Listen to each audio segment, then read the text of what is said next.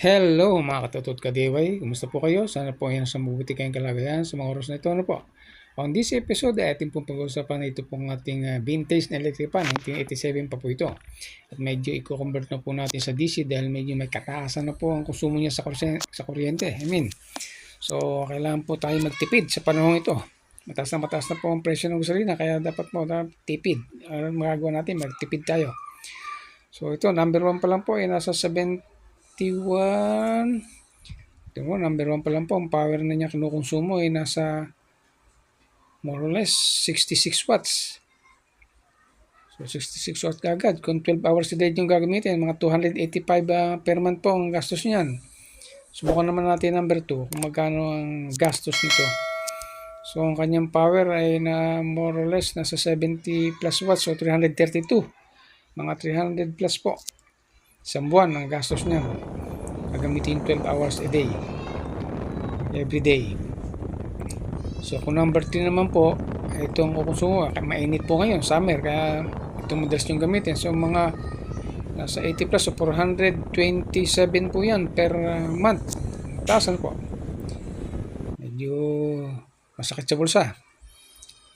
So, i-disassemble na po natin itong ating vintage na electric fan. Medyo manghihinayang tayo pero kailangan po natin magtipid. Kita nyo po, ang laki ng makina.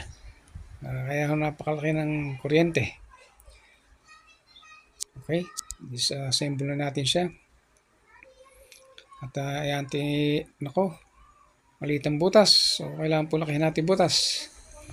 Kaya dapat po, tamang-tama lang, hindi alog. Kundi magkakaproblema tayo sa crank. Alright, so tamang-tama lang dapat ang butas niya at diretso-diretso dapat. Walang paling, ayan. Para po hindi magka-problema sa crank para sa swaying niya pag nagsusway. Kung may pera po kayo, bili o kaya mayroon kayong ibang neck, gamitin nyo lang po yung kung po pwede. Kung kasa sa butas, para hindi na kayo magbutas. So yung blade naman po, tingnan natin kung pwede natin gamitin yung dating blade. Sayang po eh. Ang ganda po yun eh. Metal eh. Nako, 9mm. Medyo kailangan po ay 8 eh. Kasi po itong ating shaft ng DC motor, more or less 8 po ito. Standard po yan eh. Sa mga shaft eh. Ng mga electric fan. O yan po, 8mm nga po. So hindi po natin pwedeng gamitin. So lagyan na lang po natin yung isang blade. So lagyan na lang po natin ito ng hollow groove para lagyan natin ng C-clip. Para malagyan natin ng bagong blade. At okay, modified na rin po natin yung plastic cover niya, yung motor. Siba pong butas at ito pong blade, ito pong bearing ay pinaka-importante po. Although fixed po yung kanyang outer layer, yung inner naman po niya medyo maluwag po yan sa shaft, kaya tutunog yan pag tagal. Kaya ang ginagawa ko po diyan pag convert ko, nilagyan ko ng glue para po hindi umingay at maging tahimik po ang ating motor. Pero alisin muna po natin si clip. Konting ingat po, lagyan niyo po ng plastic, tsukluban niyo yung plastic para hindi tumalsik at hindi mawala. So yan, alisin natin yung kanyang washer hanggang doon sa nilagyan natin na electrical tape. Ginawa ko po kasi guide yung electrical tape, paglagyan ng hollow groove o yung uka eh. So yun, halos hindi natin makita yung hollow groove doon o uka rin nalagyan ng C-clip dahil tinutulak po ng spring yan papalabas eh. Kaya mayroon siyang C-clip yan eh, hinaharangan niya. Kasi may spring po yun sa may bandang gitna, yung isang bearing sa may gitna. Dalawa po bearing yan, isa sa harap sa gitna. Yung sa gitna po, may spring po yan, tinutulak yan dito. Kailangan po mailabas natin ng malaki ang lalagyan. Oh, kita nyo po, ayan yung spring. Oh. Yan, may spring po yan. Spring loaded po yan, pangalawang blade. Ay pangalawang bearing. Nandito po yan, yung pangalawang bearing. Tinutulak po niya para hindi rin nga po umingay. So, alisin muna natin itong gearbox para po ayos natin mabuti yung ating pong lalagyan ng glue na bearing. Tutulak po natin kasi yan po naka-uslina. Tutulak natin yung shaft na yan. Yan. Dito. Yan. Yan. Tulak po natin yan para maganda ang kapit ng bearing, yung dalawang bearing sa gitna at saka dito sa harap, at malagyan natin mabuti ng glue itong harapan Check natin glow kung may laman muna. Okay, yan. Tingnan natin dito sa lamesa kung tutulo. Oh, ayun, tumulo. So, may laman. Lagyan po natin to. So, ayan, tulak-tulak natin para nakalabas yung ating hollow groove doon. Yung lalagyan ng C-clip. Kasi pag hindi po natin tinulak yan, matatakpan yung hollow groove doon. Hindi mo malalagay C-clip.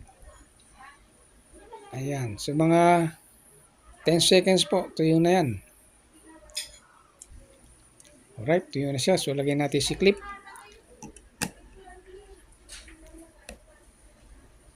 Alright. Okay. So, check natin kung hindi nalagyan ng glue yung ball ng bearing. Okay, wala. So, lagyan natin yung isang C-clip dito sa ating hollow groove na ginawa, yung uka. Magiging stopper po ng blade po natin yan. Hindi po natin pwedeng gamitin yung dati, yung may butas kasi masyadong malayo. Tatama rin sa front grill ng ating electric pan, yung blade. Ayan. So, ito naman po potentiometer natin. Yan po, na-modified natin yung kanyang wiring connection. Yan po ang tamang wiring connection niya para gumana. So, lagyan po natin ng solder o hihinang natin para maganda po ang kanyang connection. Para matibay. Alright, assemble natin.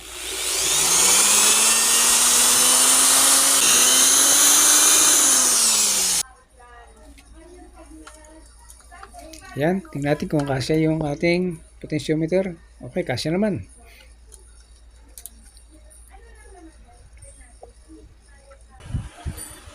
Alright, so kinonekta na natin yung ating mga wire. Lagyan natin yung sinkable tube para mas maganda at mas matibay. At hininang na rin po natin yan. Tama naman po ang color coding niya. 4 wires po kasi ito. Itong electric pan na to. Dati po kasi lumabas sila 3 wires Meron din po tayong video niyan. Kung paano yung kanyang wiring connection. Ito po, kumata nyo, binago ko po yung kanyang supply cord.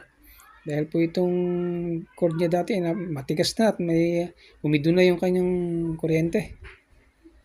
Ayan. So, tingnan po natin. Assemble na natin. Tingnan natin yung kanyang performance. Todo natin. Yan po yung ating motor.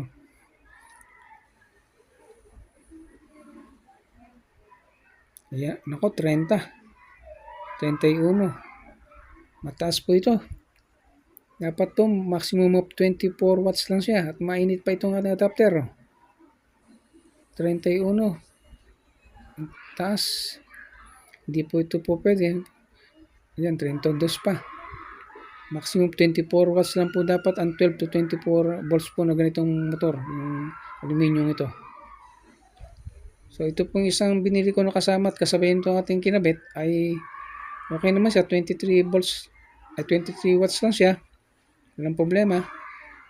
Bibili ko lang po nito kasabay ng ating ina-assemble ngayon 1 month ago. Okay naman siya. So, dapat hanggang 24 lang po dapat. So, ito na pong namang isang ito ay June ko po binili, 2026. April na po ngayon ay 2025 at April na po ngayon, 2026.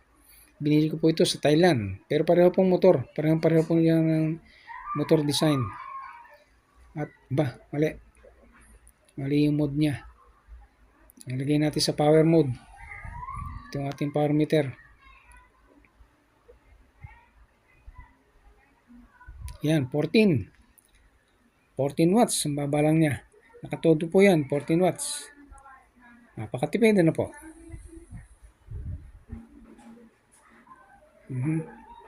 Napakaganda na ikot yan, ibig sabihin. So, subukan naman natin adapter natin dito sa Pulintines natin. Adapter na nagiinit kanina. Na nagte-32 dun sa una natin na-assemble.